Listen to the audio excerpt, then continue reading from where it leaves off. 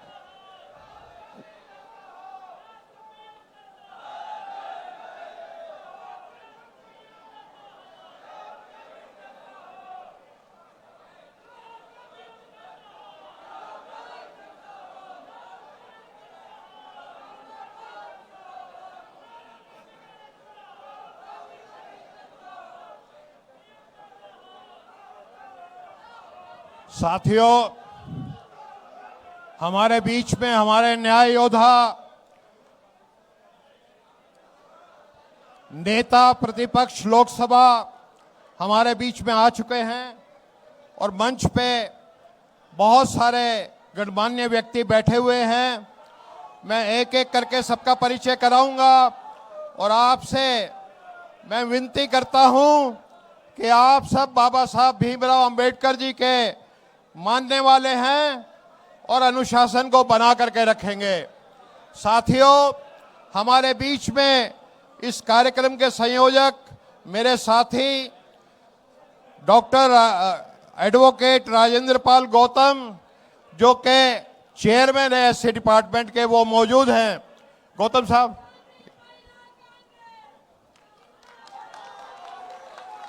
हमारे बीच में एक बहुत ही वरिष्ठ नेता जो मान्यवर काशीराम जी के घनिष्ठतम साथी रहे हैं, उनके सहयोगी रहे हैं, उनके बहुजन समाज पार्टी की सरकार में मंत्री रहे, लोकसभा के सदस्य रहे, राज्यसभा के सदस्य रहे, श्री लालमणि प्रसाद जी। ताली बजा करके इनका स्वागत कीजिए। हमारे बीच में मान्यवर काशीराम जी के एक और घनिष्ठतम सहयोगी और बसपा सरकार में फाइनेंस मिनिस्टर रहे हमारे भाई के गौतम जी, वो मौजूद हैं। ताली बजा करके इनका स्वागत करें। हमारे बीच में एक बहुत बड़े अम्बेडकराइट, जिनको देश और विदेश में जिनके लेक्चर होते हैं, जिनकी पूछ होती है, जिनको बुलाया जाता है, जो 5000 से ज़्यादा लेक्चर दे चुके हैं, मेरे भाई बीपी अशोक जी, जो पूर्व आईपीएस ऑफिसर हैं। हमारे बीच में हमारे बड़े भाई अनीस अंसारी साहब, जो रिटायर्ड आईएएस ऑफिसर हैं और हमारी ओबीसी, जो उत्तर प्रदेश की ओबीसी एडवाइजरी काउंसिल है, उसके सम्मानित सदस्य हैं। हमारे बीच में इलाहाबाद हाई कोर्ट के रिटायर्ड जस्टिस वीरेंद्र सिंह यादव जी मौजूद हैं। हमारे बीच में रवि वर्मा जी, जो एक्स एमपी हैं, वो मौजूद हैं। हमारे बीच में मनोज यादव, जो उत्तर प्रदेश के ओबीसी डिपार्टमेंट के अध्यक्ष हैं। भाई तनुज पूनिया जी, जो सांसद है बाराबंकी से। हमारे बीच में ओम प्रकाश महतो जी, जो उपाध्यक्ष हैं, ओबीसी के राष्ट्रीय उपाध्यक्ष हैं। भाई अविनाश पांडे, अच्छा। हमारे बीच में अजय राय जी, जो उत्तर प्रदेश के कांग्रेस कमेटी के अध्यक्ष हैं, वो मौजूद हैं। हमारे बीच में भगवती चौधरी, हमारे बीच में हमारी बहन ओमवती, जो एक्स एमपी हैं, वो मौजूद हैं। और हमारे बीच में हमारी बहन अनुराधा मिश्रा जी, वो भी मौजूद हैं। हमारे बीच में आलोक प्रसाद जी हैं। इन सबका ताली बजा करके आप स्वागत करें, मेरा आपसे अनुरोध है।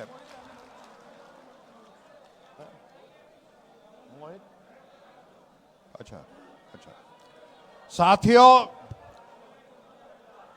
ये मान्यवर काशीराम जी की जयंती है, 92वीं जयंती है 15 मार्च को। और आज हम, क्योंकि मान्यवर काशीराम जी का एक सपना था, और मान्यवर काशीराम जी का वही सपना था जो महात्मा बुद्ध का सपना था, कि इस देश में, समाज में समता, समानता, न्याय, प्रेम, बंधुत्व, स्वतंत्रता और भाईचारा स्थापित हो। जिस मशाल को कभी महात्मा बुद्ध ने जलाया और उसको कभी संत कबीर, कभी संत रायदास, कभी बाबा नानक ने आगे बढ़ाया, कभी हमारे महात्मा फूले, शाहू जी महाराज, बाबा साहब अंबेडकर ने आगे बढ़ाया, और आगे चलकर उसी मशाल को हमारे मान्यवर काशीराम जिनकी यहाँ पे हमने तस्वीर लगा रखी है, उन्होंने आगे बढ़ाया। आप सब महापुरुषों ने इस देश में जो ऊंच नीच के खिलाफ, जो जन्म के आधार पर मनुवादी व्यवस्था होती है, उसके खिलाफ लड़ाई लड़ी, समता की लड़ाई लड़ी और बराबरी की लड़ाई लड़ी। मान्यवर काशीराम जी का नारा होता था कि जिसकी जितनी संख्या भारी उतनी उसकी भागीदारी। आज उसी लड़ाई को अगर मैं कहूं कि इस देश में न्याय योद्धा राहुल गांधी जी लड़ रहे हैं, तो वो सही बात है, क्योंकि आप जानते हैं कि मनुवादी व्यवस्था में जो सीढ़ी नुमा व्यवस्था होती है, उसमें 6000 जातियां हैं और हर जाति को एक पायदान पे खड़ा कर रखा है। और ये इतनी गंदी और अत्याचारी जाति व्यवस्था है कि जो जाति व्यवस्था में ऊपर की सीढ़ी पे होता है, वो नीचे की सीढ़ी वाले को लात मारता है और ऊपर वाले के तलवे चाटता है। और आज इस देश में एक नेतृत्व है जिसका नाम मोदी है, और मुझे बड़े दुख के साथ कहना चाहता है, और ये हमारे देश का दुर्भाग्य है कि मोदी जी एक कंप्रोमाइज्ड प्राइम मिनिस्टर हो चुके हैं। वो ट्रंप के खिलाफ, ट्रंप कुछ भी कह दे कि तेल इधर से लेना है या उधर से लेना है, एकदम जी हजूरी करते हैं। वो नेतन्याहू के सामने झुक जाते हैं, लेकिन अपने ही देश के जो प्रतिपक्ष के नेता हैं उनको दबाने का काम करते हैं। दुख इस बात का भी है कि मोदी जी तो कंप्रोमाइज हैं विदेशी शक्तियों के हाथों में, लेकिन हमारे कई प्रतिपक्ष के नेता भी आज कंप्रोमाइज हो चुके हैं। ऐसे अंधकार भरे युग में हमारे नेता या न्याय योद्धा राहुल गांधी जी एकमात्र ऐसे नेता हैं जो इस अंधकार में एक सूरज बनकर के आगे आए हैं और सामाजिक न्याय की लड़ाई को लड़ रहे हैं। न्याय योद्धा राहुल गांधी जी आज वही बात करते हैं जो कभी काशीराम जी बिल्कुल बेधड़क होकर के शेर की तरह दहाड़ते हुए करते थे कि जितनी जिसकी संख्या भारी उतनी उसकी भागीदारी। हमारे न्याय योद्धा राहुल गांधी जी भी यही बात करते हैं कि जितनी आबादी उतनी हक और जाति जनगणना कीजिए। तो वो लड़ाई जो कभी महात्मा बुद्ध ने शुरू की और बाबा नानक, संत रायदास, संत कबीर और शाहू जी महाराज, महात्मा फूले, अंबेडकर, काशीराम जी, वो लड़ाई आज हमारे नेता लड़ रहे हैं।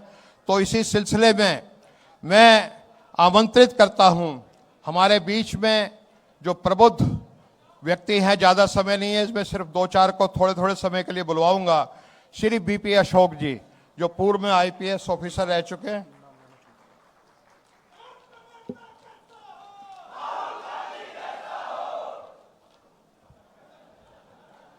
महामानव बुद्ध बोधिसत्व बाबा साहब डॉक्टर अम्बेडकर को नमन करते हुए मान्यवर काशीराम जी को कोटि कोटि नमन। उन्हें आज श्रद्धांजलि। मंच पर विराजमान मुख्य अतिथि माननीय राहुल जी, अन्य सभी नेतागण, समय ज़्यादा हो जाएगा, सबका नाम नहीं ले पाएंगे, लेकिन जब बात चलती है माननीय कांशीराम जी की, तो बाबा साहब डॉक्टर अंबेडकर का वो सपना जो चाहते थे कि एडिक्वेट रिप्रेजेंटेशन हो, जिसका सीधा अर्थ है सबका हिस्सा सबका उत्थान। सबका साथ तो चलता रहता है आगे पीछे, लेकिन जब सबका हिस्सा होगा तो सबका उत्थान होगा। ये सपना बाबा साहब डॉक्टर अंबेडकर का जमीन पर लाकर रख दिया और राजनीति का रुख मोड़ दिया मान्यवर कांशीराम जी ने। मैं उनके विचारों पर चाहता हूं कि हमारे प्रतिपक्ष के सभी नेतागण अपने अपने इरादों को जनता के सामने रखें। जनता में बहुत सारे पक्ष हैं, मजदूर भी है, गरीब भी है, SC ST OBC है, हर तबका है। उनकी समस्याओं के समाधान के रूप में मैं चाहता हूं कि पूरी दुनिया के अंदर जो मैनिफेस्टो की कीमत 10% थी, आज वो 80% हो गई है।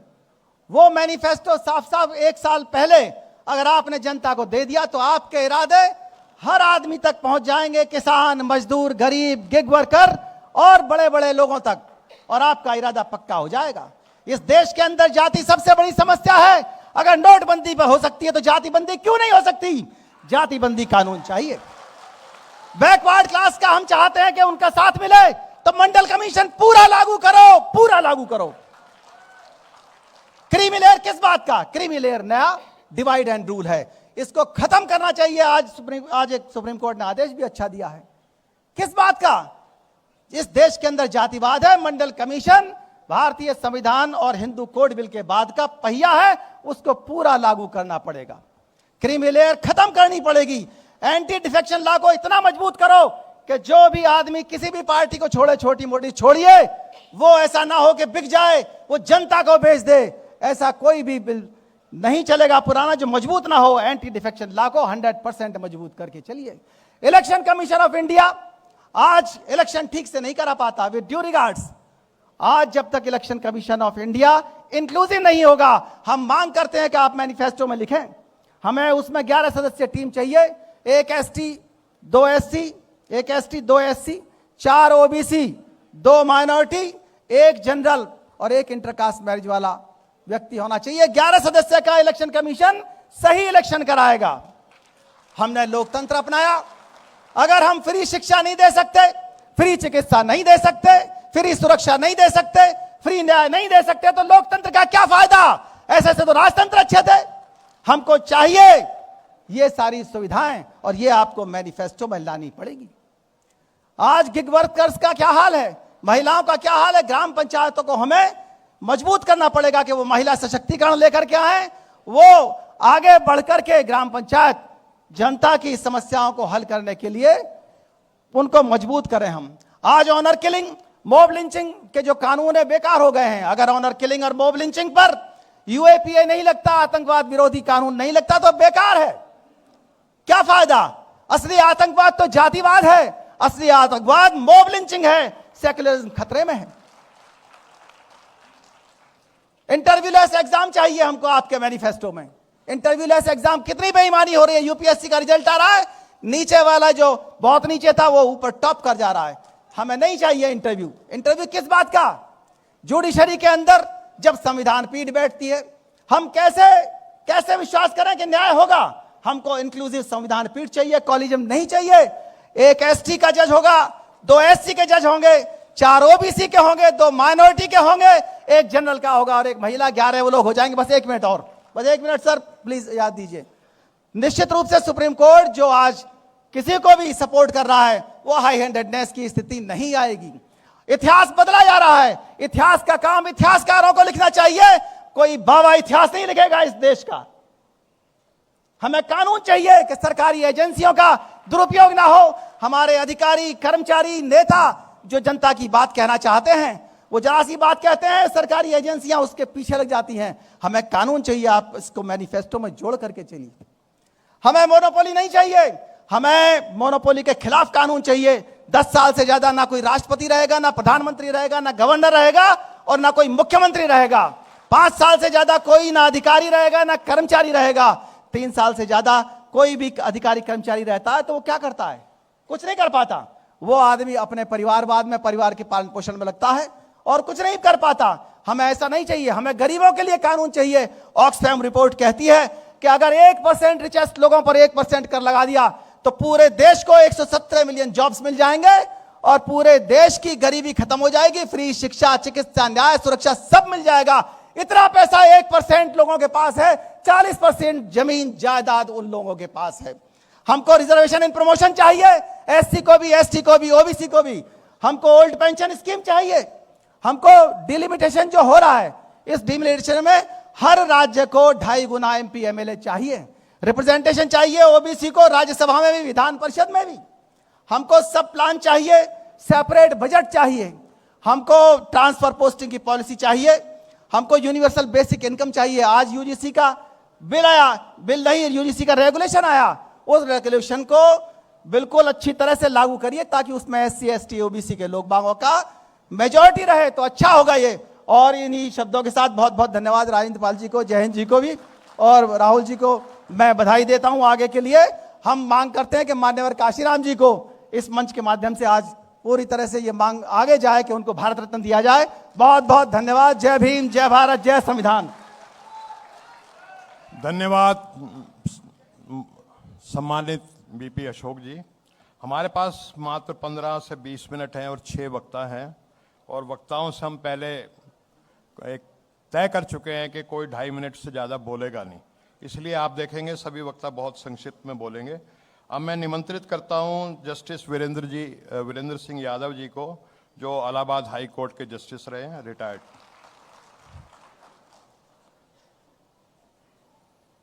धन्यवाद।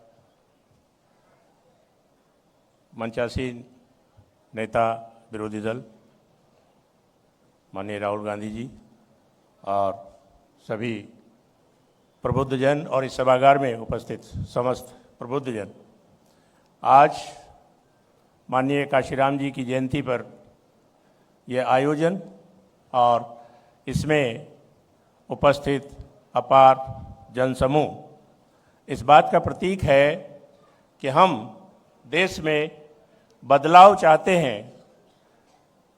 बाबा साहब अंबेडकर का संविधान समता समानता पर आधारित संविधान अनुसार व्यवस्था चाहते हैं, जो व्यवस्था आज के दिनों में फेल हो गई है, जहां पर किसी भी प्रकार के भ्रष्टाचार के या किसी भी प्रकार के किसी भी कांड को उठाए जाने पर उसका न कोई जवाब होता है और न उस पर कोई कार्रवाई होती है, और एक पॉलिसी अपना ली जाती है कि न हम जवाब देंगे और न इस्तीफा देंगे।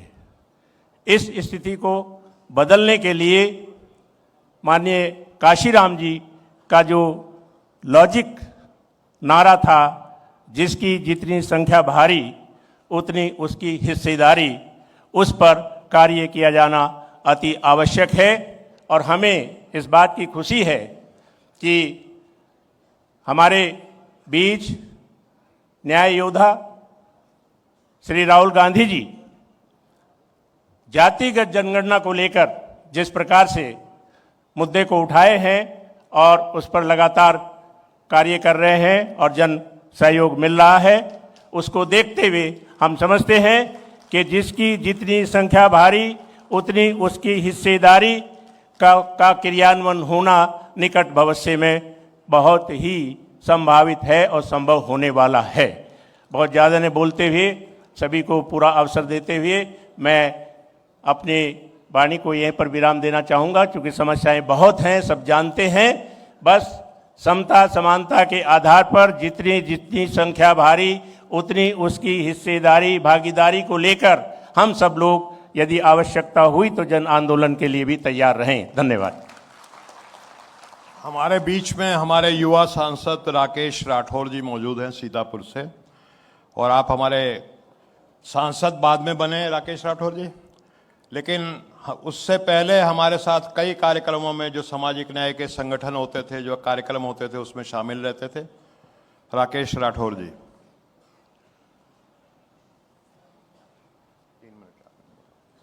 बहुत बहुत धन्यवाद। मंच पर उपस्थित इस कार्यक्रम के मुख्य अतिथि जननायक आदरणीय राहुल जी, उपस्थित सभी सम्मानित साथी, मंच पे उपस्थित नेतागण, मान्यवर काशीराम जी के जन्म के अवसर पे हम सब लोग आज यहाँ एकत्रित हुए हैं। मान्यवर काशीराम जी की बात अभी जस्टिस साहब कह रहे थे, जिसकी जितनी संख्या भारी उतनी उसकी भागीदारी।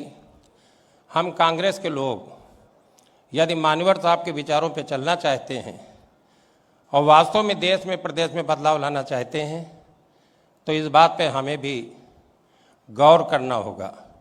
दूसरी बात मान्यवर साहब की जो थी, पे बैक टू सोसाइटी, पे बैक टू सोसाइटी से उनका अभिप्राय ये था कि जो लोग बहुजन समाज के लोग सुविधा संपन्न हैं, जो ठीक स्थिति में हैं, वो अपने वंचित समाज के लिए कुछ वापस करें।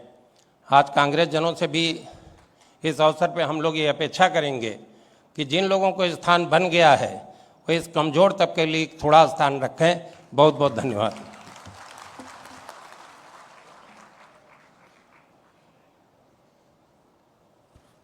हमारे भाई राकेश राठौर जी बहुत ही जुझारू व्यक्तित्व के मालिक हैं, लेकिन आज समय की सीमा का आपने ध्यान रखा, धन्यवाद भाई साहब। और अब मैं निमंत्रित करूंगा मान्यवर काशीराम जी के घनिष्ठतम सहयोगी रहे और बहुजन समाज पार्टी में फाइनेंस मिनिस्टर रहे हमारे भाई के गौतम जी को। गौतम जी आप आए और अपने विचारों से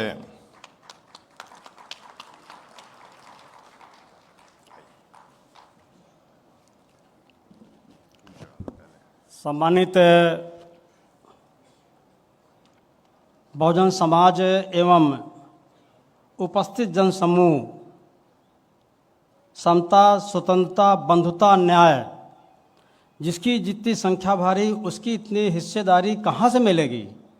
ये लोकसभा से मिलेगी, राज्यसभा से मिलेगी, विधानसभा से मिलेगी, विधान परिषद से मिलेगी। हम स्वतंत्रता की बात करते हैं, समानता की बात करते हैं, विविधता की बात करते हैं, सारी बात करते हैं, लेकिन मिलेगी कहाँ से? ये मिलेगी वोट के माध्यम से। वोट के माध्यम से मिलेगी। और वोट के माध्यम से तब मिलेगी जब एक हफ्ते में 5 दिन आप दौड़ा करेंगे। मानवर काशीराम साथ साथ में चलता था, हमको सिखाते थे, पढ़ाते थे। मैं एक चीज़ और बता दूं, इसमें वर्तमान जो 12 मंत्री हैं बीजेपी के, मेरे लिखाए पढ़ाए लिखाए लोग हैं। मैं बताना चाहता हूं कि 5 दिन अगर आप दौड़ा करते हैं तो 3 घर कच्चा होना चाहिए। 3 घर कच्चे में रुकिए और 2 घर पक्के में रुकिए, तब वोट मिलेगा, तब जिसकी जितनी संख्या भारी उसकी इतना हिस्सेदारी मिलेगी। जय भीम, जय भारत, जय बाबा साहब अम्बेडकर।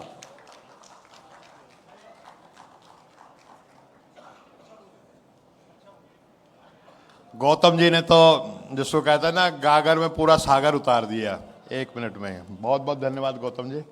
और अब मैं मान्यवर काशीराम जी के एक और घनिष्ठतम सहयोगी रहे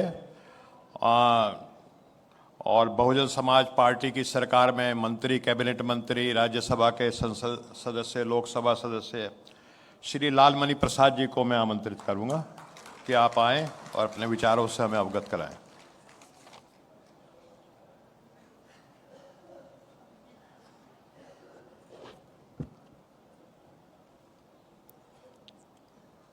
सर्वप्रथम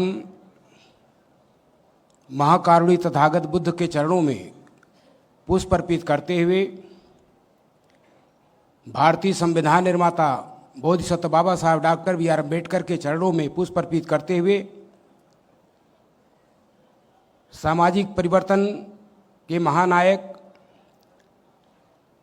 महात्मा ज्योतिराव फूले, सावित्रीबाई फूले, गुरु नारायणा A.B. रामास्वामी नायकर पेरियर, साथ ही साथ उन महान संत गुरुओं के चरणों में जिन्होंने समय समय पर सामाजिक संघर्ष के लिए प्रयास किया, चाहे महान संत गाडगे जी हों, संत शिव रविदास जी हों, कबीर साहब हो या और जितने भी महान गुरुओं ने अपने अपने समय पर सामाजिक संघर्ष के लिए प्रयास किया, हम उनके भी चरणों में पुष्प अर्पित करते हुए साथ ही साथ आज जो यहाँ पर इतना बड़ा कार्यक्रम सामाजिक परिवर्तन के माध्यम से मान्यवर कांशीराम साहब को याद किया जा रहा है उनके जन्मोत्सव समारोह में, हम ऐसे मौके पर मानवर कांशीराम साहब जो वामसेव DS4 और बहुजन समाज पार्टी के संस्थापक रहे। मैं ऐसे मौके पर आप लोगों की तरफ से और उपस्थित जनसमूह के तरफ से सारे लोगों की तरफ से मानवर कांशीराम साहब के प्रति श्रद्धा सुमन अर्पित करते हुए उनके चरणों में पुष्प अर्पित करना चाहता हूँ। आज ऐसे मौके पर हम उन वीर सपूतों के चरणों में, जिन्होंने देश की आज़ादी के लिए हंसते हंसते फांसी के फंदे पर चढ़ने का काम किया, जिनके बदौलत हम स्वतंत्रता की सांस ले रहे हैं, उन सभी महान सपूतों के चरणों में पुष्प अर्पित करते हुए आज हम आपके बीच में कुछ समय तो नहीं है, क्योंकि जहाँ ऐसे संघर्षशील व्यक्तित्व के धनी आज हमारे बीच में चीफ गेस्ट के रूप में हैं, जिनको हम लोग टीवी पर और जगह संघर्ष में जहाँ भी हो देखते रहते थे। आज साक्षात्कार यहाँ पर बैठ कर के बगल में, और मैं ऐसे मौके पर अपने को भी गर्वान्वित महसूस कर रहा हूँ।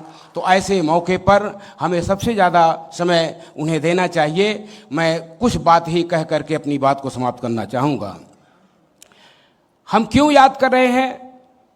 हम मानवर कांशीराम साहब को क्यों याद कर रहे हैं? बाबा साहब को याद कर रहे हैं। तमाम महापुरुषों का हमने नाम लिया, क्योंकि दुनिया में जो भी इंसान पैदा हुआ है उसको एक न एक दिन जाना होगा। दुनिया में जो भी इंसान पैदा हुआ है उसको एक न एक दिन जाना होगा। अपने जीवन काल में देश के लिए, समाज के लिए जो कुछ कर जाता है वही यादगार बन करके रह जाता है। मानवर कांशीराम जी ने बाबा साहब के सपनों को पूरा करने के लिए जो रास्ता दिया है, जिस पर तमाम साथियों ने अपनी बात को रखा है, हम उसे संबद्ध करते हुए मैं इतनी बात जरूर कहना चाहता हूं कि कांशीराम साहब का सपना अभी अधूरा है। बाबा साहब का सपना अधूरा है, क्योंकि इस धरती पर गौतम बुद्ध ने जहां मानवता का संदेश दिया, वही धरती पर मोहम्मद साहब के विचारधारा के मानने वाले लोगों ने आपसी प्रेम और भाईचारा का संदेश दिया। इस धरती पर कबीर साहब ने जहां रूढ़िवादी और पाखंडवादी व्यवस्था का विरोध किया, वही धरती पर ईसा मसीह के विचारधारा के मानने वाले लोगों ने अपाहिजों और अपंगों को गले से लगाया।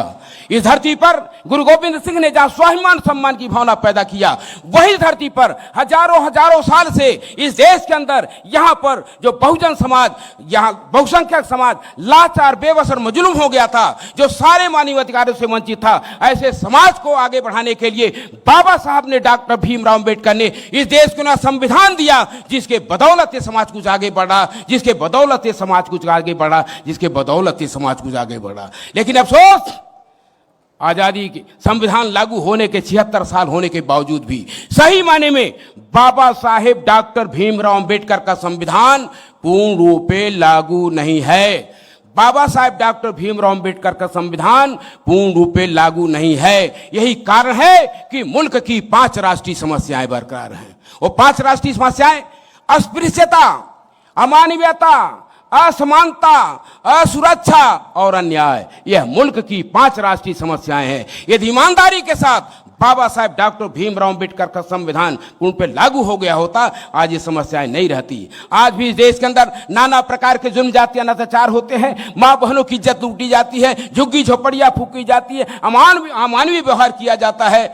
आज ये वास्तव में आपको सही माने में मानवर कांशीराम साहब की आप जयंती मना रहे हैं, तो उनके अधूरे काम को, बाबा साहब के उन महापुरुषों के सपनों को साकार करने के लिए आपको करना क्या होगा? आपको संविधान को पूर्ण रूप से लागू करना होगा। इसलिए मैं ऐसे मौके पर कहना चाहता हूं कि आज मानवर कांशीराम साहब ने कहा था हम तो समाज बनाने निकले। मानवर कांशीराम ने कहा हम समाज बनाने निकले, लेकिन समाज बनते बनते, क्योंकि यहाँ पर 6000 जातियाँ, 40, 42, 43,000 जातियाँ हैं, बड़ा समाज है, इसलिए समाज नहीं बन पाया।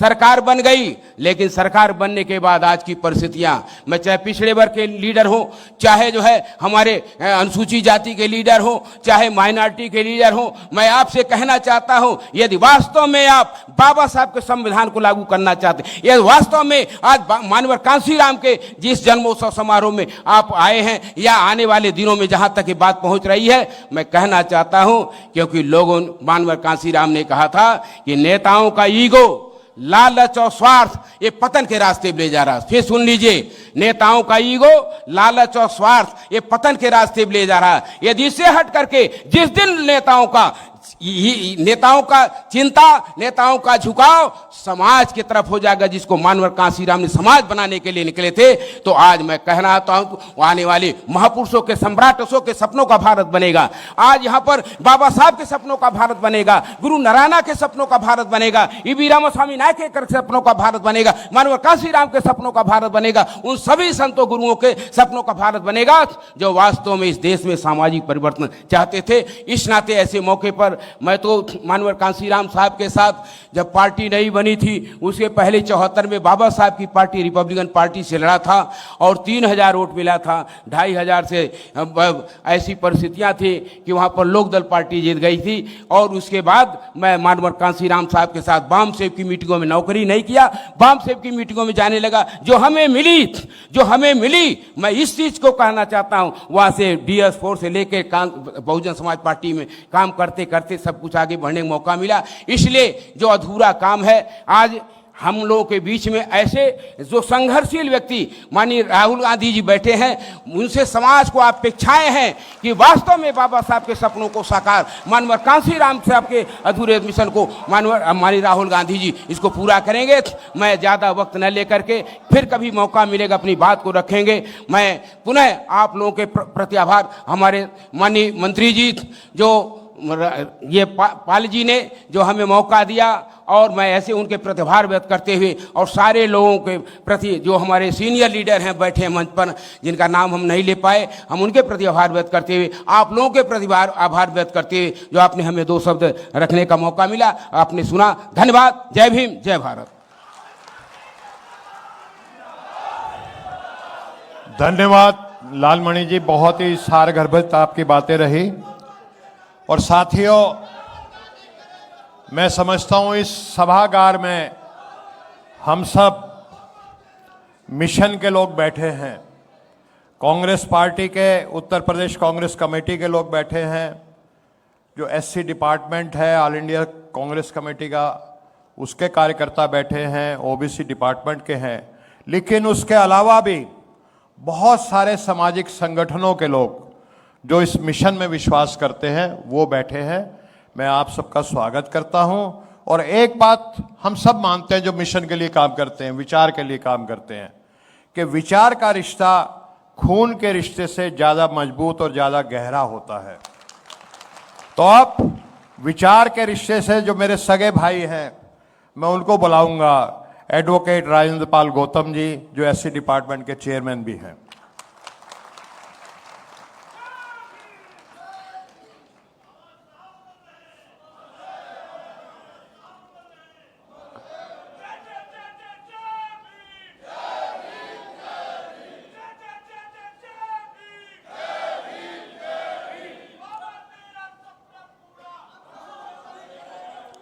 दुनिया को समता, स्वतंत्रता, बंधुता, न्याय, प्रज्ञाशील, करुणा और मैत्री का मार्ग दिखाने वाले तथागत भगवान बुद्ध, महर्षि वाल्मीकि जी, संत गुरु रविदास जी, संत कबीरदास जी, गुरु नानक देव जी, ज्योतिबा फूले जी, सावित्रीबाई फूले जी, फातिमा शेख जी, नारायण गुरु जी, साहू जी महाराज, पेरियार रामास्वामी नायकर जी, महात्मा गांधी जी, डॉक्टर बाबा साहेब अम्बेडकर जी, पंडित जवाहरलाल नेहरू जी, मौलाना आज़ाद जी, मानवर कांशीराम साहब, बुद्धप्रिय मौर्य जी, बाबू जगजीवन राम जी और सभी महापुरुषों के चरणों में कोटि कोटि नमन करते हुए मंच पे आसीन हम सब के नेता, न्याय योद्धा, संविधान रक्षक, हम सब की, इस देश के तमाम दलित, पिछड़े, वंचित, गरीब, मजदूर, किसान, लाचार, सभी की आवाज, एक सशक्त आवाज न्याय योद्धा राहुल गांधी जी और तमाम सब हमारे क्रांतिकारी साथियों, सभी को क्रांतिकारी जय भीम, विनम्र नमो बुधाय।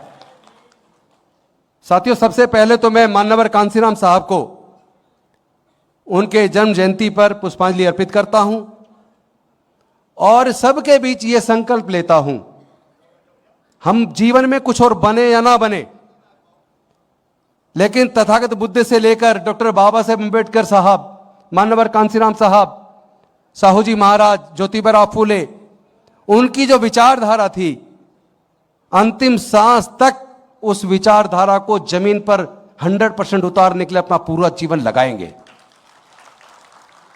एक अनुभव मैं आपको साझा करना चाहता हूं और राहुल जी आपको भी करना चाहता हूं, क्योंकि मैंने पूरे देश में इस 9 महीने में जब से मैं अध्यक्ष बना हूं, घूमने के बाद एक अनुभव किया कि कांग्रेस पार्टी के लोग अरबोपति बन गए। जगह जगह मेरे ख्याल लाखों लोग करोड़ों अरबोपति हैं, लेकिन पार्टी गरीब हो गई।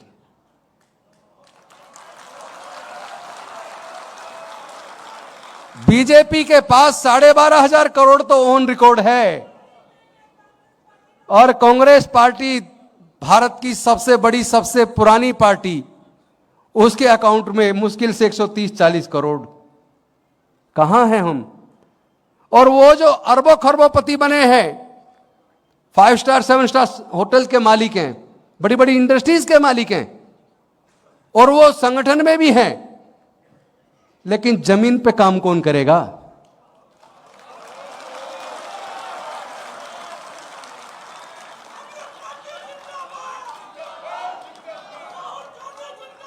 एक बात बताइए, एक सवाल मेरा आपसे भी है और जो मंच पे बैठे हैं आपसे भी है।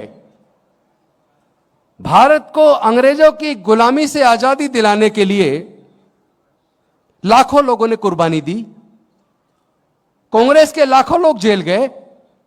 इतने संघर्ष के बाद भारत को आजादी मिली, लेकिन अपने दिल पे हाथ रख के बताइए, क्या आज भारत आजाद है? अरे ये बताइए, आपको कपड़े खरीदने, आपको जूते खरीदने किस दुकान से खरीदने हैं? ये आप तय करेंगे या कोई और तय करेगा? अगर भारत को तेल खरीदना है, किससे खरीदना, कौन सस्ता देगा, किसका तेल अच्छा है, यह बात भारत तय करेगा या ट्रंप तय करेंगे? इतनी गुलामी। आदरणीय मोदी जी, मैं आपसे पूछना चाहता हूं, आखिर डर किस बात का है? ऐसे कौन से काले कारनामे किए हैं? कौन से सबूत आपके ट्रंप के पास है? बताइए, इतना डर किस बात का? इतना डर किस बात का कि भारत गुलाम हो जाए, भारत की जनता गुलाम हो जाए? लेकिन आप केवल प्रधानमंत्री पद के लिए पूरे देश को डुबो रहे हैं, पूरे देश को आपने गुलाम बना दिया।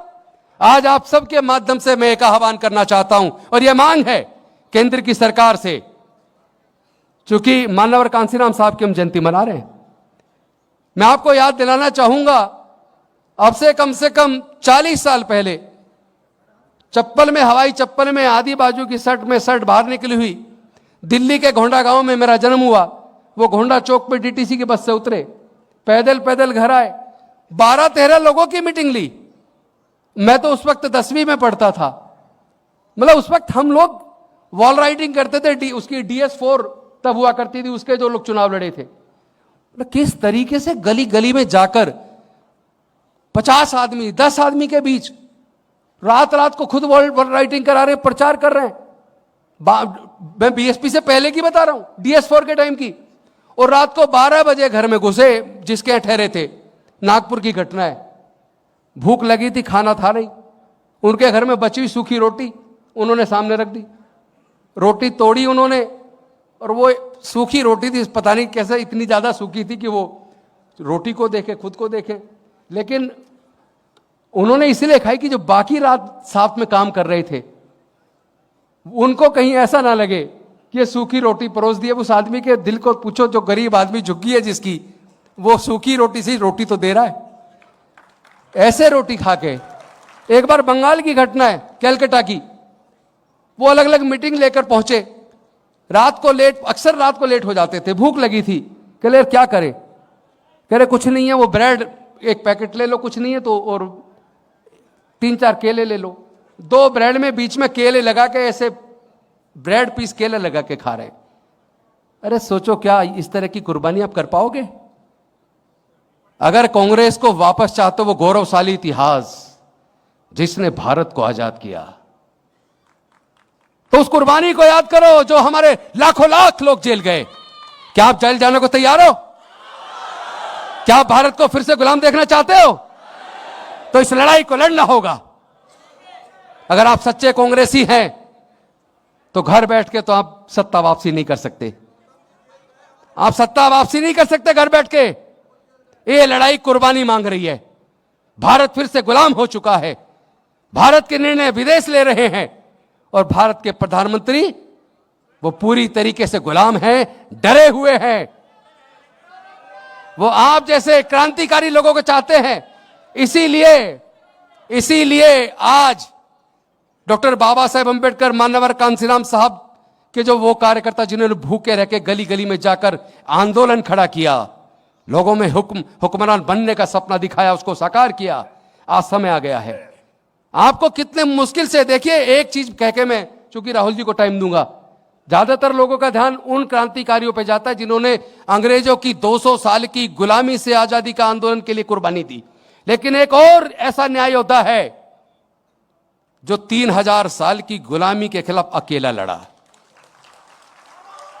और वो थे डॉक्टर बाबा साहेब अंबेडकर। जीवन भर कितनी दुख तकलीफ झेली, लेकिन उसके बाद एक ही सपना, और वो संघर्ष का दिन जिसको हम संघर्ष दिवस के रूप में मनाते हैं। आपको याद है कब की बात है? 23 सितंबर 1917, जो कोलंबिया से पढ़कर आए। क्योंकि कोलंबिया जाने के लिए जिन्होंने वजीफा दिया था सियाजीराव गायकवाड़ ने, उन्होंने ये शर्त रखी थी जब अमेरिका से पढ़कर आओगे तो मेरे यहां नौकरी करनी होगी। उसी शर्त के तहत जब नौकरी करने गए तो रहने के लिए मकान नहीं, किसी ने मकान किराए पे नहीं दिया। एक पारसी धर्मशाला के मैनेजर ने झूठा लिख के, उनकी जाति झूठी लिख के उनको किराए पे दिया। लेकिन जैसे ही जातिवादी लोगों को पता लगा कि एक अछूत यहां पर रहता है, उनके सामान को निकाल के बाहर फेंक दिया, उनको जान से मारने की धमकी दी और कहा छोड़ दो बड़ोदरा को तुरंत। वो रेलवे स्टेशन गए बॉम्बे वापस जाने के लिए, ट्रेन छूट चुकी थी, अगली ट्रेन में टाइम, तब क्या करें? तो सियाजीराव गायकवाड़ जी का बनाया हुआ कमाटी बाग पहुंचे। वहां पे एक पीपल वृक्ष के नीचे बैठ के रोने लगे और ये चिंतन करने लगे कि मैं विदेश से पढ़कर आया, उसके बाद भी मेरी काबिलियत की कोई कदर नहीं इस देश में, लेकिन मेरे तो करोड़ों लोग भूखे प्यासे आए दिन रोज अपमान का जीवन जीते हैं। ना पढ़ने का रास्ता है, ना आगे बढ़ने का रास्ता है। आज से 23 सितंबर 1917 से मेरे संघर्ष के जीवन की शुरुआत होती है। और वहां से संघर्ष करते हुए, जहां एक तरफ अंग्रेजों की 200 साल की गुलामी के खिलाफ महात्मा गांधी जी, पंडित जवाहरलाल नेहरू जी, सरदार पटेल जी, मौलाना आजाद जी और उनके साथ लाखों लाख नेता उनके साथ आजादी का आंदोलन लड़े, तो वहीं 3000 साल की गुलामी से आजादी के लिए डॉक्टर बाबा साहेब अंबेडकर अकेले चंद साथियों के साथ लड़े। ना कोई खून बहाया, ना किसी की हत्या की, केवल अपने विद्युता से, अपनी कलम से हमारे हजारों साल की गुलामी की बेड़ियों को तोड़ दिया। और उसके बाद जमीन पर मेहनत करते हुए मान्यवर कांशीराम साहब ने हमारे लोगों के स्वाभिमान को राजनीतिक तौर पर भी और सामाजिक तौर पर भी एक शक्ति के तौर पर निर्मित किया। आज समय आ गया है, हमें देश की, वो जो देश को दोबारा से गुलाम बना दिया है मोदी जी ने, उस देश की आजादी की एक और लड़ाई लड़नी होगी। क्या आप तैयार हैं? तो लड़ने की तैयारी कीजिए, अब घर बैठ के नहीं, हमें और आपको सबको और अपने बड़े नेताओं को भी रात दिन एक एक गांव तक पहुंचना पड़ेगा। लेकिन एजेंडा चुनाव से सर 3 दिन पहले नहीं, अभी एजेंडा तैयार होना चाहिए ताकि उस एजेंडे को घर घर तक तो पहुंचा दे। जब एजेंडा चुनाव के टाइम पे आता है तो वो जनता तक पहुंच ही नहीं पाता। आपकी सारी मेहनत, आप कितनी यात्रा निकालते हैं, कितनी कुर्बानी देते हैं, आपको 55 घंटे तक इंटरोगेट करती है ईडी सीबीआई, सारी कुर्बानी आपकी बेकार जा रही है, क्योंकि हर फैसला लेट होता है, घर घर तक पहुंच ही नहीं पाता। इस बार फैसला अभी लेना होगा, एक एक घर तक पहुंचना होगा, पहले यूपी, उसके बाद पूरा देश। हम तैयार हैं। बहुत बहुत धन्यवाद। जय भीम, जय भारत, जय संविधान, जोहार। सर, दो बच्ची अंजलि पटेल और आर्या पटेल, वो तथागत बुद्ध की एक स्टैचू पोर्ट्रेट आपको देना चाहती हैं। आप इजाजत दें तो वो बच्ची आ जाएंगी, उसके बाद सीधा अनिल जी आपको बुलवाएंगे। Thank you very much.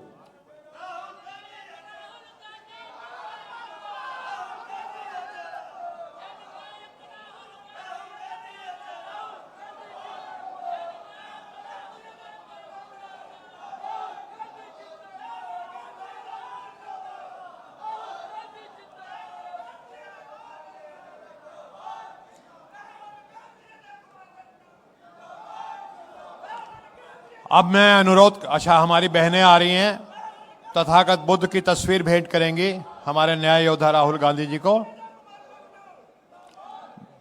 बहनों को ऊपर आने दें।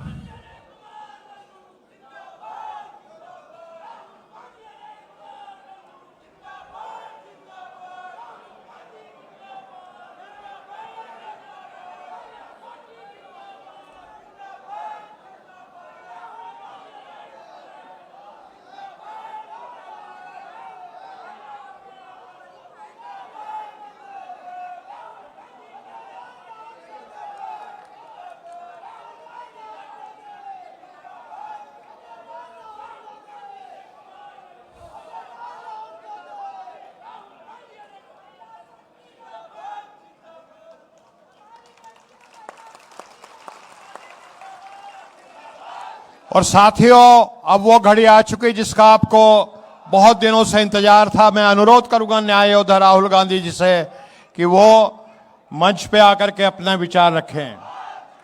न्याय योद्धा राहुल गांधी जी।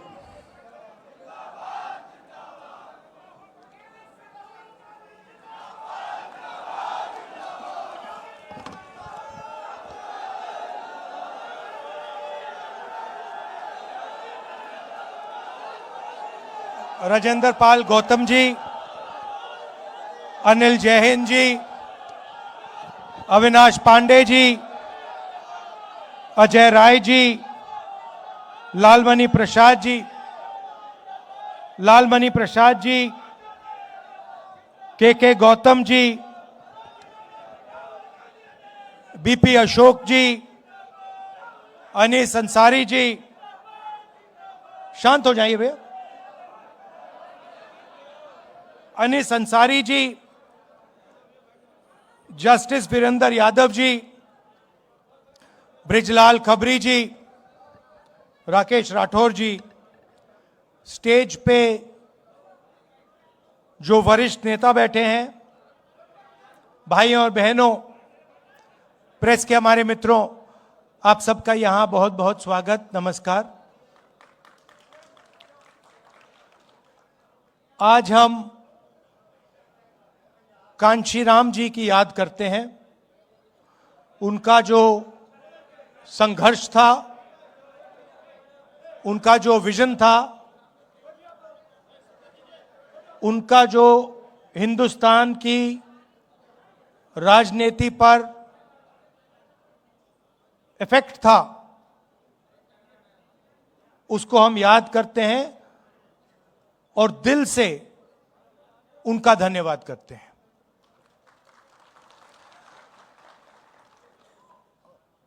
काफी लोगों ने भाषण दिए और कहना चाहता हूं कि हर भाषण में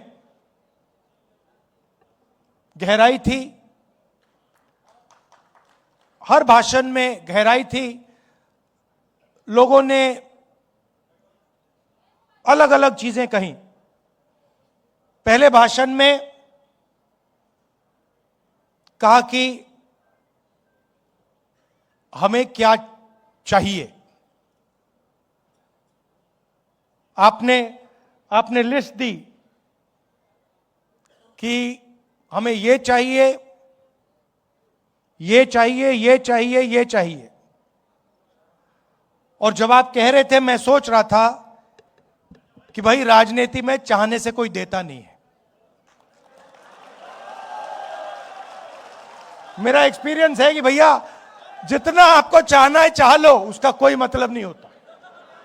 तो मैं ये सोच रहा था, फिर दूसरा भाषण आया और एकदम उन्होंने कहा जो मेरे दिल में, दिमाग में सवाल था कि भाई सही है, ये चाहिए, मगर कैसे? उसका जवाब आया, आपने दिया, गौतम जी ने दिया कि जब तक विचारों के लिए नहीं लड़ा जाएगा तब तक कुछ नहीं होने वाला। और मैं आपसे कह देता हूं, ये जो आप नारे लगाते हैं, इससे कुछ होता नहीं है। ये कि भैया राहुल गांधी जिंदाबाद, इससे कुछ होता नहीं है। इससे मतलब पता नहीं अच्छा लगता होगा, मगर इससे कुछ होता नहीं है। होता कैसे है? गौतम जी ने कहा, जो मन बना लेता है कि ये जो हो रहा है इसको मैं एक्सेप्ट नहीं करने वाला हूं,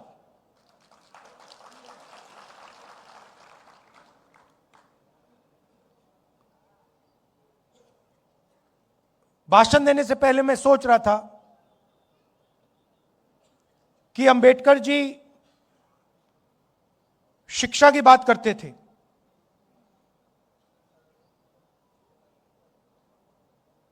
संगठित होने की बात करते थे, और जब कांशीराम रात में उत्तर प्रदेश में घूमते थे, वो पेन लिए घूमते थे और वो कहते थे कि पेन होता है, लिखाई इस साइड से होती है, शाही इस साइड में होती है, निब इस साइड होता है, ऊपर से कवर लग जाता है 15% का, वो कहते थे। और वो ये भी कहते थे कि पेन को ऐसे होना चाहिए कि समाज का फायदा 15% को मिले मगर 85% को भी मिलना चाहिए, उसमें शामिल वो भी होने चाहिए। अब क्या हुआ? अब बीजेपी ने नया सिस्टम उठाया है। बीजेपी ने पेन और इसको अलग कर दिया, इसको पता नहीं कहां फेंक दिया और उसके लिए इसको लिए फिर रहे हैं।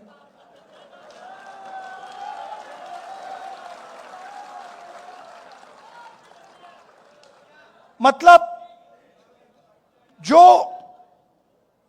पहले रास्ता था जिस पे हम चल रहे थे और तेजी से चलना था, और उसमें कांग्रेस पार्टी की भी कमियां थी, इसीलिए कांशीराम जी सफल हुए। अगर कांग्रेस पार्टी अपना काम करती तो कांशीराम जी सक्सेस नहीं हो पाते। और मैंने किसी और से एक दिन कह दिया, पता नहीं सही कहा या गलत कहा, मगर अगर जवाहरलाल नेहरू जिंदा होते तो कांशीराम जी कांग्रेस के चीफ मिनिस्टर होते।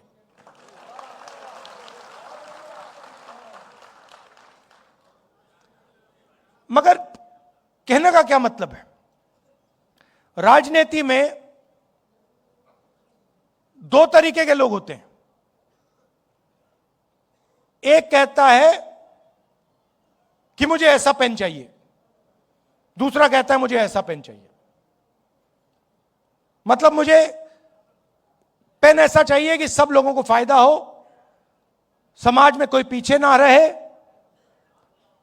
और अगर हिंदुस्तान में प्रगति हो रही है तो गरीब से गरीब बच्चा किसी भी वर्ग का हो, उस प्रगति में उसको शामिल होना चाहिए।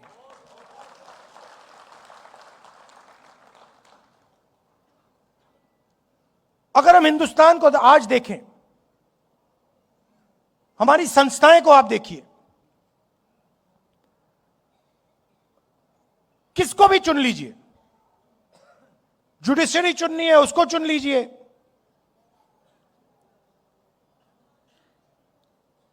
मंत्रिमंडल देख लीजिए, ब्यूरोक्रेसी देख लीजिए, शिक्षा का सिस्टम देख लीजिए, कॉर्पोरेट इंडिया देख लीजिए,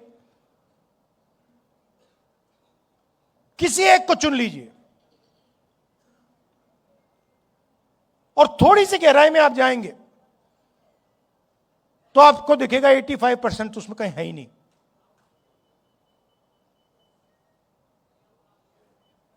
आप जाइए, आज घर जाएंगे आप,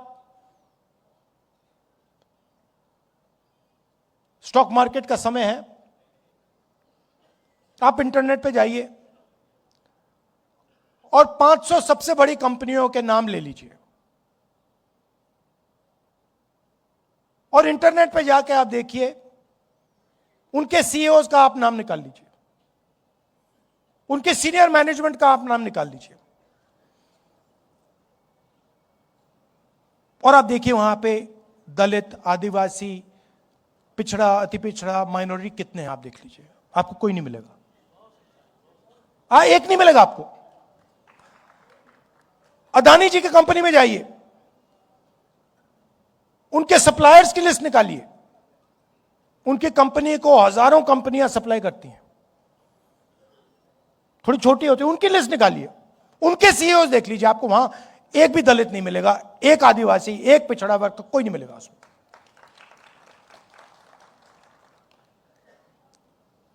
किसी भी प्राइवेट अस्पताल में चले जाइए, आपके परिवार के लोग बीमार होते हैं, अगली बार आप जाएंगे जरा नाम पढ़िए। अपोलो हॉस्पिटल में जाके नाम पढ़िए डॉक्टरों के, वहां पे आपको एक दलित नाम नहीं मिलेगा, एक पिछड़े वर्ग का नाम नहीं मिलेगा, एक आदिवासी नहीं मिलेगा। और कॉन्स्टिट्यूशन कहता है कि यह देश सबका है, वन मैन वन वोट। जितनी आबादी उतनी भागीदारी, कॉन्स्टिट्यूशन कहता है कि सारे के सारे लोग एक जैसे हैं, कोई कम नहीं है, सब समान है। अच्छा, मनरेगा की लिस्ट निकालिए, उसमें आपको 85% मिल जाएगा, भरा हुआ है वहां पे वो। आप निकालिए, मजदूरों की लिस्ट निकालिए। जिन लोगों ने ये हॉल बनाया, शानदार हॉल, चमकता हुआ हॉल जिसमें हम भाषण कर रहे हैं, उनकी लिस्ट निकालिए। 60% आपको पिछड़ा वर्ग, अति पिछड़ा वर्ग, दलित, आदिवासी, माइनॉरिटी में मिलेंगे आपको।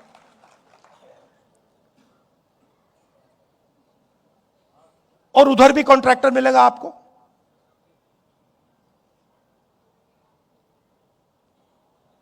और यह स्थिति खराब होती जा रही है। अगर इंप्रूव हो रही थी तो अलग बात है।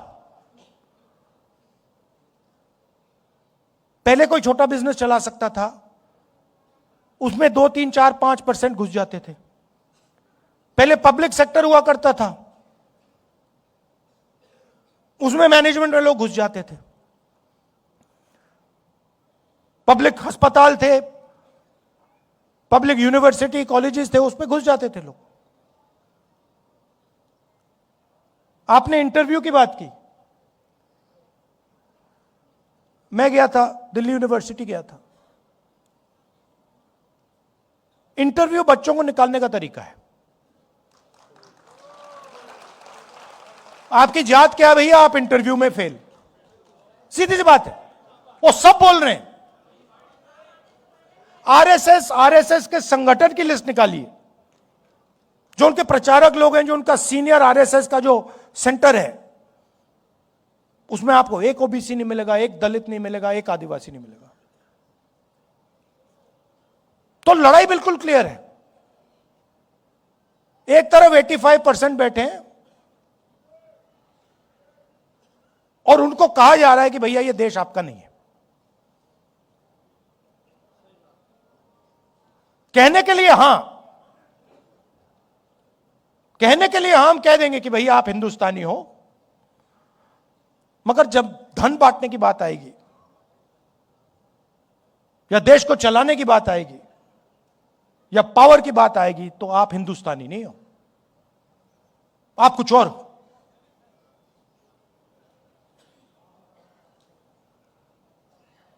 और यह संविधान के बिल्कुल खिलाफ है।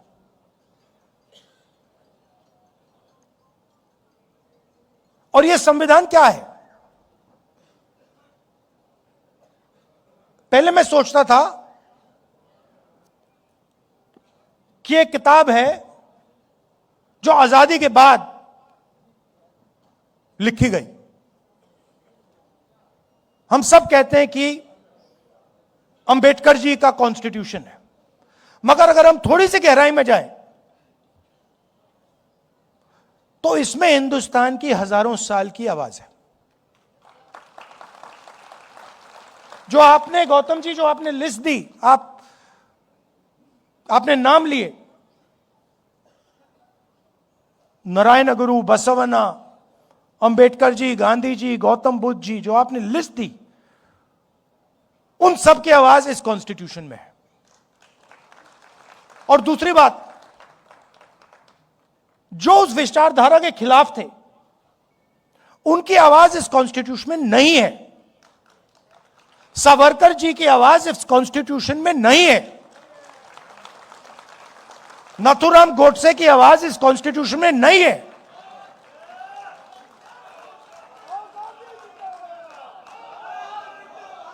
वो कुछ भी कह लें, नरेंद्र मोदी जी इस कॉन्स्टिट्यूशन की विचारधारा को नहीं मानते।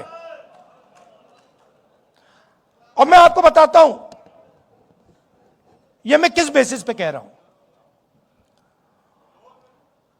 आपने अंबेडकर जी की बात कही, कांशीराम जी की बात कही, और आपने कहा वो सूखी रोटी खाते थे, कहा आपने गौतम जी।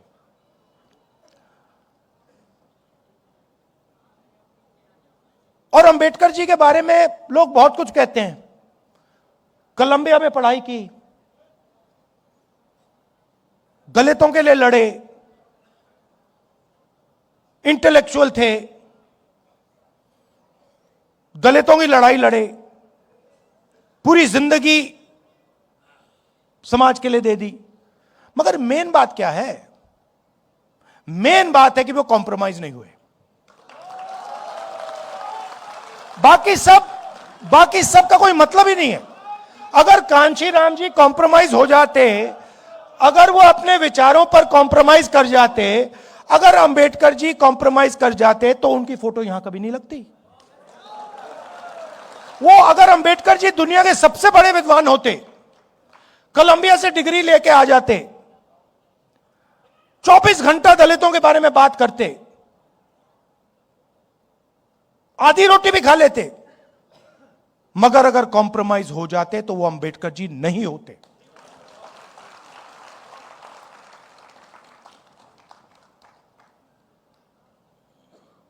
फर्क है अंबेडकर जी में, गांधी जी में, कांशीराम जी में और सावरकर में।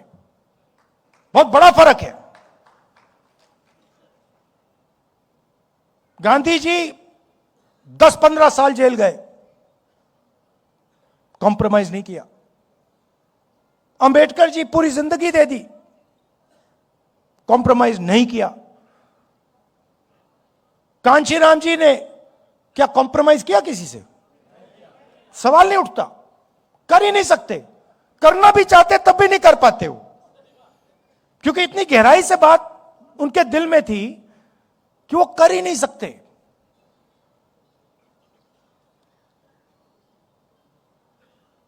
आप मोदी जी का चेहरा तो देखिए ना,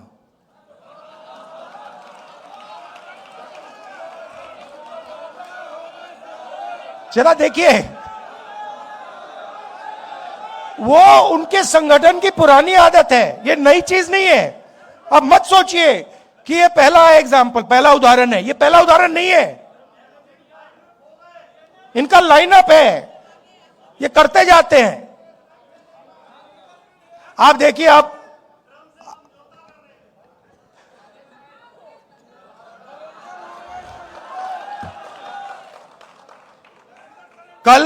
कल मैं पार्लियामेंट में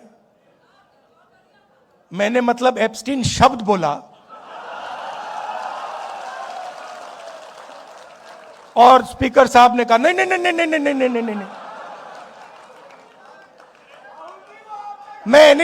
मैंने कहा कि देखिए मामला एनर्जी सिक्योरिटी का है।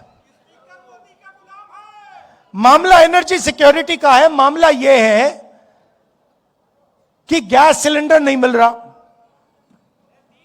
हमारी एनर्जी सिक्योरिटी कॉम्प्रोमाइज कर दी गई है।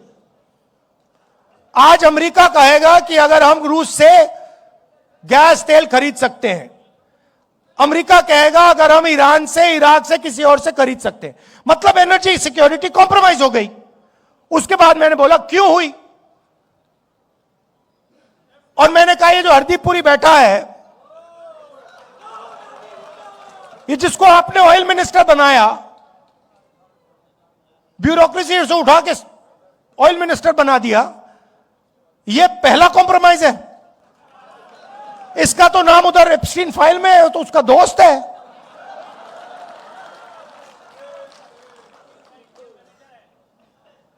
इसकी बेटी के कंपनी में जॉर्ज सोरोस का पैसा गया है। तो जैसे ही मैंने कॉम्प्रोमाइज शब्द का प्रयोग किया, स्पीकर कहते नहीं भैया, नहीं, कॉम्प्रोमाइज शब्द नहीं बोल सकते।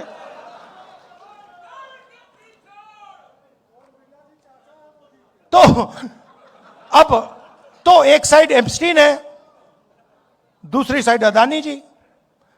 आपने बड़ी गहरी बात बोली, आपने बड़ी गहरी बात बोली। मैंने इसके बारे में काफी सोचा है। आपने बोला कि देखिए, कांग्रेस पार्टी गरीब पार्टी है और कांग्रेस के जो बड़े बड़े नेता हैं वो अमीर हैं। नहीं, मगर आप बात समझिए, हम अमीर पार्टी होना ही नहीं चाहते हैं।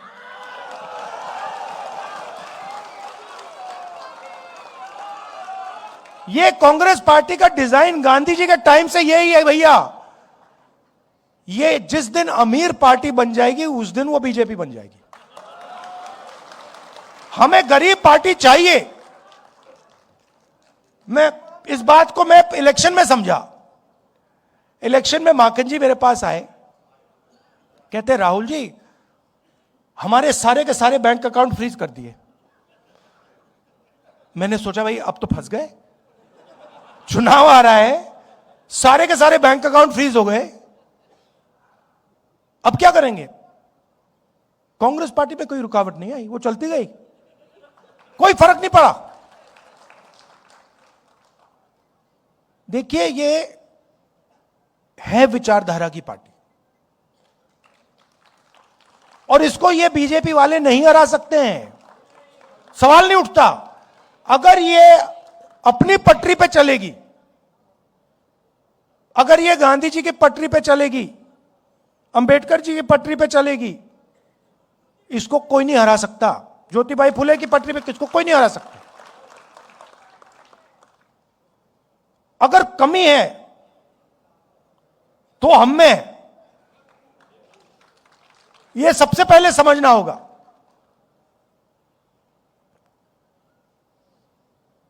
और अब हमने मन बना लिया है, कांग्रेस पार्टी ने मन बना लिया है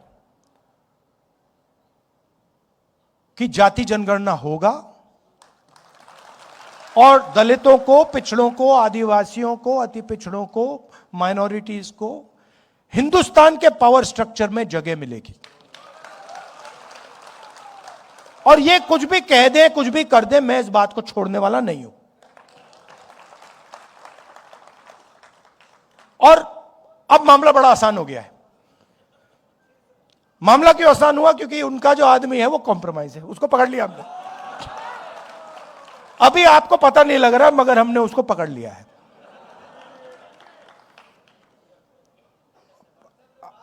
नहीं, वो पकड़ लिया है। मैं आपको बता रहा हूं, मैं आपको इस स्टेज से कह रहा हूं, साइकोलॉजिकली नरेंद्र मोदी खत्म है। राजनीति में हार पहले हो जाती है, हार पहले यहां होती है, मन में यहां पे हार हो जाती है, उसके बाद होना ही होना है। और आप ये सोच समझिए कि कांग्रेस पार्टी के जो कार्यकर्ता हैं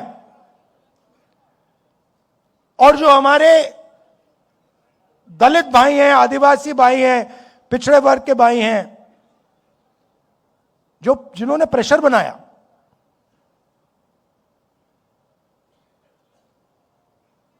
उन्होंने नरेंद्र मोदी को खत्म किया है। और मैं आपको बता देता हूं, देखिए,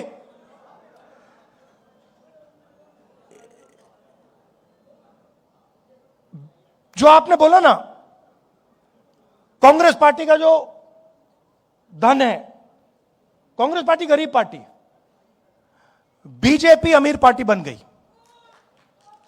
और उसने क्या किया?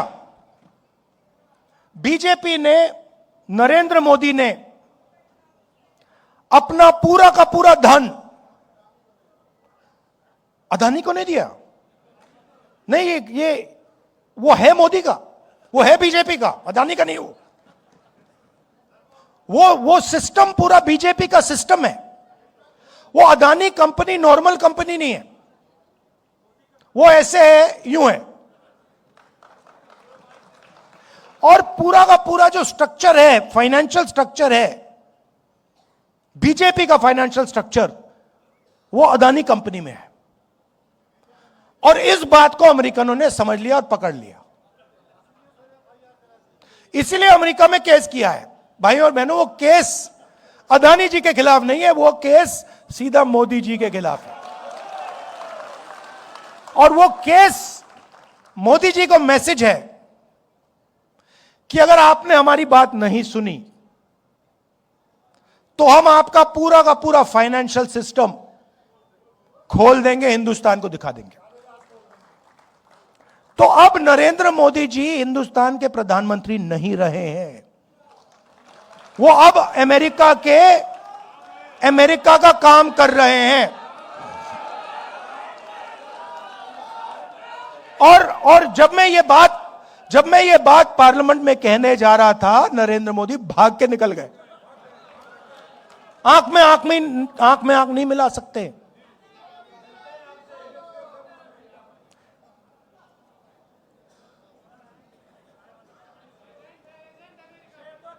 नहीं, अब देखिए, अब आप कहोगे, देखो ये आप कैसे कह रहे हो? मैं बताता हूं आपको, हर चीज का मैं आपको सबूत दूंगा। हिंदुस्तान का कोई भी प्राइम मिनिस्टर कृषि का सिस्टम नहीं खोल सकता। बाकी दुनिया के जो किसान हैं, उनके लिए हिंदुस्तान का प्रधानमंत्री कभी नहीं खोल सकता है। नरेंद्र मोदी नहीं करना चाहता था। कैसे मालूम? क्योंकि मैं 4 महीने से पता लगा रहा था कि भैया ये जो अमेरिका की ट्रेड डील जो है, ये रुकी क्यों है। अनऑफिशियली पूछ रहा था मैं, और हर बार जवाब आ रहा था, कृषि के मामले पे हम कॉम्प्रोमाइज नहीं करेंगे। मेरा भाषण हुआ, 1 घंटा रोका, फिर शुरू हुआ, फिर रोका, फिर शुरू हुआ, फिर रोका, फिर शुरू हुआ। उसके बाद में तकरीबन 6 बजे शाम को जैसे ही प्रधानमंत्री पार्लियामेंट से भाग के गए, उसके एकदम बाद प्रधानमंत्री ने ट्रंप को फोन किया। कैबिनेट से नहीं पूछा, ये हमारे कृषि मंत्री हैं, इनसे नहीं पूछा, गडकरी जी से नहीं पूछा, फॉरेन मिनिस्टर से नहीं पूछा, सीधा फोन लगाया और ट्रंप को कह दिया कि भैया मामला फिट है, डील साइन कर दूंगा। और ट्रंप ने ट्वीट कर दिया, जो काम 4 महीने के लिए रुका हुआ था, जो कॉम्प्रोमाइज आपने 4 महीने नहीं किया, वो आपने 15 मिनट में क्यों कर दिया? एप्स्टीन और अदानी और भी चीजें हैं जो मैं जानता हूं, मगर ये 2 हैं, ये 2 मेन चीजें हैं, और फिर 2-3 और चीजें हैं। क्या दिया नरेंद्र मोदी ने? हिंदुस्तान का पूरा डेटा पकड़ा दिया। अगर अमेरिका को चाइना से मुकाबला करना है, चाइना के पास दुनिया का सबसे बड़ा डेटा का पैकेज है, नंबर 2 पे हिंदुस्तान का है। हिंदुस्तान के डेटा के बिना अमेरिका चाइना के सामने खड़ा नहीं हो सकता, सीधी बात है। नरेंद्र मोदी ने आप सबका डेटा, हिंदुस्तान की जनता का डेटा, सारा का सारा अमेरिका को दे दिया। हमारा डेटा अमेरिका कहीं भी रख सकता है, अमेरिका में रखना चाहता है अमेरिका में रख सकता है। 20 साल का टैक्स हॉलिडे दिया उनको, और हम अपने ही डेटा को चेक नहीं कर सकते। हम उनसे नहीं कह सकते कि भैया इस डेटा का ऐसे प्रयोग नहीं करोगे।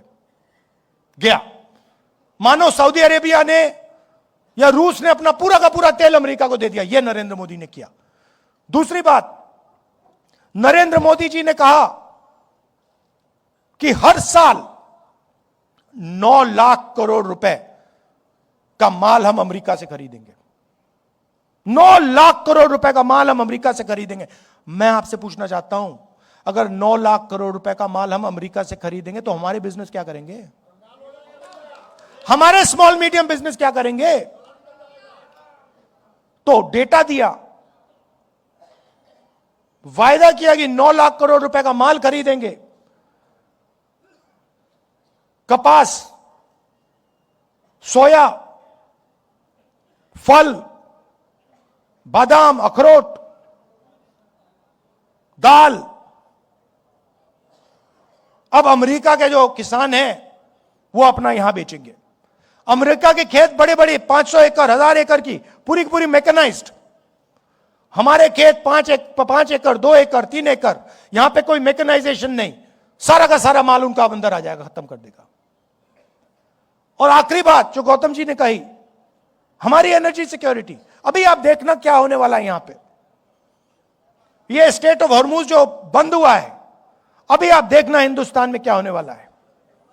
अभी तो शुरुआत हुई है। क्यों? क्योंकि नरेंद्र मोदी ने हिंदुस्तान की एनर्जी सिक्योरिटी अमेरिका को दे दी। अमेरिका को कह दिया कि भैया आप बताओ हमें कि हम कहां से तेल खरीदें, कहां से गैस खरीदें। आप चाहते हो कि रूस से ना खरीदें, नहीं खरीदेंगे। चाहते हो ईरान से ना खरीदें, नहीं खरीदेंगे। चाहते हो इराक से ना खरीदें, नहीं खरीदेंगे। आप बोलो। ये चीजें नरेंद्र मोदी ने दी। लिया क्या? कुछ नहीं। हमारा जितना पहले टैक्स था उससे ज्यादा हो गया। हिंदुस्तान को यूएस डील से कुछ नहीं मिला, जीरो। अमेरिका को सब कुछ दे दिया। क्यों? क्योंकि नरेंद्र मोदी एप्स्टीन के कारण, अदानी के कारण, अपने फाइनेंशियल स्ट्रक्चर के कारण कॉम्प्रोमाइज्ड हो गए हैं। नरेंद्र सरेंडर हो गया है। अब हमारे सामने बहुत बड़ा मौका है कि हम अब हिंदुस्तान को बदलने की राजनीति करें। सिर्फ इलेक्शन जीतने वाले नहीं, मगर हिंदुस्तान की जो गरीब जनता है,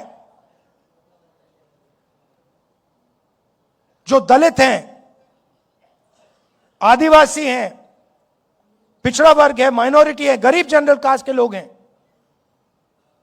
उनको हिंदुस्तान में के पावर स्ट्रक्चर में शामिल करने की राजनीति।